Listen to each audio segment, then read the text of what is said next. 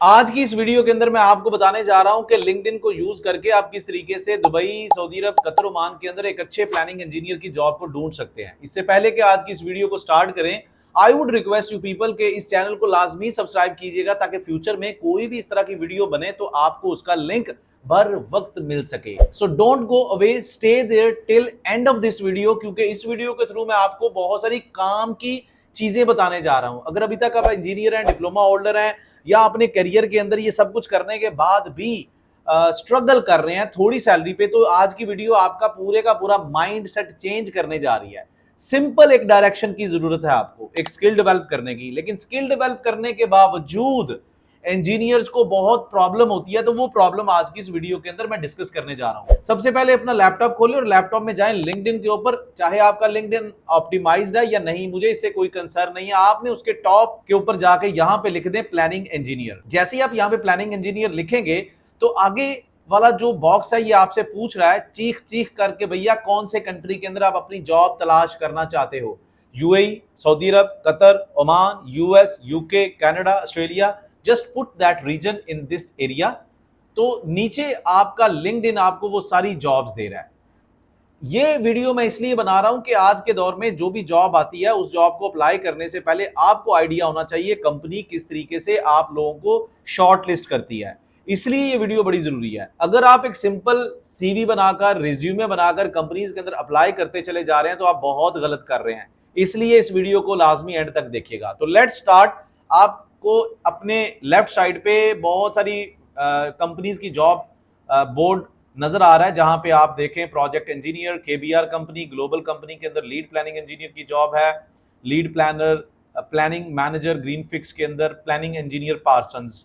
सो मैं पार्सन्स को क्लिक करता हूं तो इस साइड पे मुझे नजर आ रहा है कि पार्सन्स के अंदर अबाउट द जॉब सबसे पहले उसने डिस्क्रिप्शन दिया कि ये जॉब किसके मुतालिक है। अपनी कंपनी के बारे में थोड़ा बहुत उसने इंट्रोडक्शन दिया है, आप उसको पढ़ें, गौर से पढ़ें। और फिर आपने देखना है यार जॉब डिस्क्रिप्शन। ये मैं आपको पूरा तरीका, फॉर्मूला बता रहा हूं कि सिर्फ एक जॉब के ऊपर अप्लाई करने का तरीका नहीं है। How to read a job professionally, ठीक है। तो यहां पे आप देखें कि बंदा कौन सा चाहिए। मैं इसलिए प्लानिंग इंजीनियर के ऊपर ये वीडियो बना रहा हूं क्योंकि प्लानिंग इंजीनियर पोजीशन के लिए सऊदी अरब, कतर, ओमान के अंदर बहुत सारी वैकेंसीज होती हैं। और ये वो वाहिद जॉब करियर है जिसके अंदर बहुत अच्छी सैलरी होती है, long term secure job career है, प्रोजेक्ट मैनेजर जॉब करियर है, और कंपिटेंसी जो है ना वो बहुत ज्यादा है। आपको इतनी जल्दी से कोई आपकी पोजीशन से हिला नहीं सकता if you are a skilled planner. तो सबसे पहले देखते हैं कि कंपनी को कौन से लोग चाहिए होते हैं। यहां पे एक चीज मैं हाईलाइट करना चाहता हूं, देखें जब आप किसी कंपनी के अंदर अप्लाई करते हैं तो हमेशा याद रखिएगा जो जॉब एड के अंदर डिस्क्रिप्शन है ना उसको लाजमी अपनी सीवी के अंदर डालें। अब इस जॉब डिस्क्रिप्शन को पढ़ते हुए आप देखेंगे रिव्यू एंड कन्वे। इस बंदे ने क्या करना है, पार्सन जिस बंदे को ढूंढ रही है, review and convey engineers consent to the contractors baseline. तो एज अ प्लानिंग इंजीनियर आपको बेसलाइन शेड्यूल का बिल्कुल जीरो से हीरो लेवल तक पता होना चाहिए, तभी आप उसको अच्छे तरीके से रिव्यू कर सकते हैं। Validation of compatibility of project resources. जब प्लानिंग इंजीनियर के तौर पे काम करते हैं तो रिसोर्स मैनेजमेंट एक प्रॉपर नॉलेज एरिया है जिसमें आप ये देखते हो कि मैन पावर, मटेरियल और मशीनरी की किस तरह से डिप्लॉयमेंट करनी है। आप बिल्डिंग बना रहे हो, रोड बना रहे हो, आपका पाइपलाइन का प्रोजेक्ट है, तो आपको रिसोर्स मैनेजमेंट का पता होना चाहिए। Master schedule integrating multiple packages. आप जब कंपनी आपका प्रोजेक्ट लॉन्च होता है तो एक मास्टर स्केड्यूल रिलीज करती है जिसमें सारे वर्क पैकेजेस होते हैं। सब कंट्रैक्टर्स को हायर किया जाता है, हर सब कंट्रैक्टर को उसका जो मास्टर स्केड्यूल स्लाइस होता है वो इशू कर दिया जाता है। तो इस प्लानिंग इंजीनियर को इसके बारे में पता होना चाहिए। Strong foreseeability to identify the potential risk. Risk analysis का पता होना चाहिए जिसको हम शेड्यूल रिस्क एनालिसिस भी बोलते हैं। Evaluate and verify planning and scheduling information from the updated progress schedules. यानी कि ये जो प्लानिंग इंजीनियर हायर होने जा रहा है उसको प्रोग्रेस शेड्यूल्स के बारे में अच्छे तरीके से पता होना चाहिए कि साइट का डाटा, मान लो कि आपकी बिल्डिंग का काम चल रहा है, कंक्रीट कितना हो चुका है, एमईपी कितना हो चुका है, पाइपलाइन की फैब्रिकेशन कितनी हो चुकी है, उसके मुताबिक आपने अपने प्रोजेक्ट की प्रोग्रेस को अपडेट करना है। फिर इसी तरीके से एक्सरसाइज व्हाट इफ एनालिसिस। इसका मतलब यह है कि प्लानिंग इंजीनियरिंग को अगर आपने ज्वाइन करना है तो मल्टी नेशनल कंपनीज ढूंढ रही हैं कि यार उस बंदे को व्हाट इफ एनालिसिस आना चाहिए। मान लो कि आपने एक प्लान बना लिया, अब आप उस प्लान के अंदर डिफरेंट तरह के व्हाट एंड बट्स लगा सकते हैं कि अगर ये हो जाए तो फिर क्या करना पड़ेगा, अगर वो हो तो फिर मेरा प्रोजेक्ट कैसे चलेगा। उसके अंदर आप फोरकास्टिंग करते हो तो ये भी पता होना चाहिए।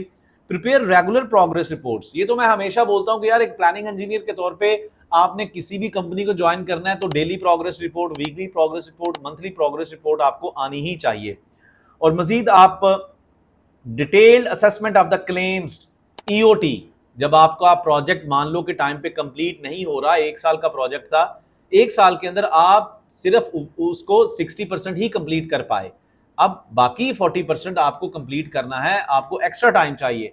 उस एक्स्ट्रा टाइम को क्लेम करने के लिए you are going to run the reporting system, आप क्लेम करेंगे मुझे एक्स्ट्रा टाइम चाहिए, किसकी गलती थी, उसको हम बोलते हैं फोरेंसिक शेड्यूल एनालिसिस। आगे जब आप चलेंगे तो आपको डिमांड की जा रही है discuss, coordinate and resolve the planning and scheduling problems with the contractor and the employer. आपकी डेली मीटिंग्स की बात हो रही है कि आपके अंदर कम्युनिकेशन स्किल्स इतने होने चाहिए कि आप प्रॉब्लम को आइडेंटिफाई करो, रिपोर्ट करो और उसका सोल्यूशन आपने सॉर्ट आउट करना है।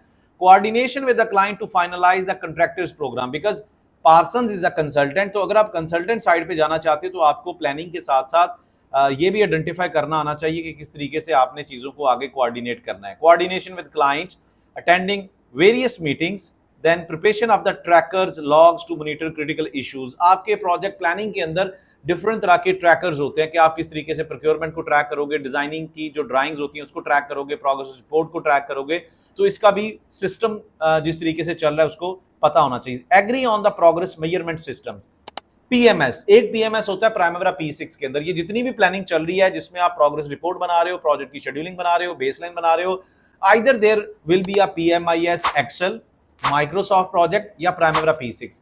गल्फ रीजन की बात की जाए, बड़े प्रोजेक्ट्स की बात की जाए तो सबसे ज्यादा यूज होता है प्राइमरी P6। यहां पे मैं आपको बताता चलूं, अगर आप इस पूरे स्किल को एक गल्फ रीजन की अंडरस्टैंडिंग के साथ समझना चाहते हो, एक स्किल्ड लेवल पे सीखना चाहते हो, तो आप मेरे सेशन का भी हिस्सा बन सकते हो। इसी वीडियो की डिटेल में दिए गए लिंक को क्लिक करके आप मेरी टीम के साथ कनेक्ट कर सकते हो और सारी डिटेल्स आपको मिल जाएंगी। तो यहाँ पे पीएमएस से पे बात हो रही थी, प्रोग्रेस मेजरमेंट शीट। ये वो शीट होती है, या तो आप इसको प्राइमरी P6 पे भी डेवलप कर सकते हो या फिर आप एक्सेल के ऊपर भी यानी कि डेवलप कर सकते हो, जिसमें आप ट्रैकिंग का काम लेते हो डेली बेसिस के ऊपर। और फिर इसके बाद ability to communicate clearly, to conduct presentations to management interface effectively, and then prepare record keeping of project contemporary records. जो प्रोजेक्ट के कंटेम्पररी रिकॉर्ड्स होते हैं उसकी बड़ी इंपॉर्टेंस होती है। Daily progress reports, weekly, monthly, जब आपके प्रोजेक्ट में कोई भी मसला आता है तो फिर आप इन्हीं के साथ कंसल्ट करते हो and you are going to present them as a proof. Proper record keeping भी होगा। इशू डिले नोटिस, होता क्या है कि आपके साइट के ऊपर बारिश शुरू हो गई, अब उस बारिश की वजह से there is too much stagnant water due to which you can not start the work. अब इसको डिले इवेंट बोलते हैं। अब ये डिले इवेंट आपने नोटिस में लाना है एम्प्लॉयर के within as soon as possible. आपको पता है ना कि बारिश तो हो गई, बारिश रुक भी गई, तो अब उस रुके हुए पानी को आपने रिमूव करना है। Maybe it will take 1 week, 10 days, तो आपने उसको जल्दी से जल्दी नोटिफिकेशन में लेके आना है। तो ये सारी की सारी जो जॉब डिस्क्रिप्शंस होती हैं, जो आपकी रिस्पॉन्सिबिलिटीज होती हैं, वो एक प्लानिंग इंजीनियर के करियर की हैं, ठीक है।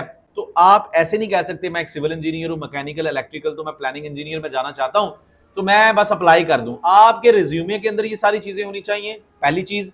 दूसरी इंपॉर्टेंट चीज, आपको इन चीजों के बारे में पता होना चाहिए कि कैसे इन चीजों को परफॉर्म करना है, right. Be able to manage a team of 1 more planning engineers, आपको मैनेज करना आना चाहिए, कम्युनिकेट करना आना चाहिए, कोऑर्डिनेट करना आना चाहिए। और अगर इस तरह की जॉब्स के ऊपर आप अप्लाई करते हैं एक प्रॉपर रिज्यूमे के साथ, एक प्रॉपर स्किल सेट अंडरस्टैंड करने के बाद, समझने के बाद, तो आपके 90% चांसेस बढ़ जाते हैं। अप्लाई करने का तरीका मैंने आपको बता दिया। लिंक्डइन पे जाएं, प्लानिंग इंजीनियर लिखें, इंटरेस्टेड रीजन को देखें और मल्टीनेशनल कंपनीज के जॉब एड को जाके देखें, अपने रिज्यूमे तैयार करें। अगर रिज्यूमे तैयार नहीं है तो उससे पहले अपने स्किल को तैयार करने के लिए एक वाइब्स अटेन करेंगे, किस तरीके से कंपनीज को प्लानिंग इंजीनियर की रिस्पॉन्सिबिलिटीज चाहिए। सो अगर आप project planning control professional session का हिस्सा बनना चाहते हैं तो इसी वीडियो के कमेंट सेक्शन में जाके लिख दें primary P6 live free master class. मेरी टीम आपको अप्रोच करेगी और आपको अपॉर्चुनिटी देगी कि आप मेरे लाइव फ्री मास्टर क्लास का हिस्सा बन सके। इससे पहले कि इस वीडियो को साइन अप करूं, I would request you people to share this link with other people and subscribe this as well, ताकि फ्यूचर में आपको और भी मेरी वीडियो ऑन टाइम मिल सके।